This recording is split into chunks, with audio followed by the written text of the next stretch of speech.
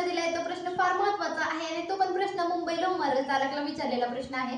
तर मी फक्त मेन्शन नाही केलंय, दुसरं काही नाही. पहा हे प्रश्न जे आहे, प्रश्न काय आहे की नाही का, एक संख्या दिली आहे, त्याला नाही का त्या संख्येने गुणण्याऐवजी दुसऱ्या संख्येने गुणलं तर काय उत्तर येईल असं आपल्याला काढायचं. तर एकदम सोप्या पद्धतीने आपण सॉल्व्ह करूया. चला, प्रश्न आहे, एका संख्येला 12 ने गुणण्याऐवजी चुकून 21 ने गुणले तर गुणाकार मूळ गुणाकारापेक्षा 108 ने जास्त आला तर ती संख्या कोणती आपल्याला विचारलेला आहे. तर मग काय, ती संख्या आपल्याला माहिती नाहीये म्हणजे आपण काय करणार, 12 गुणिले x घेणार म्हणजे काय येणार, 12x येणार.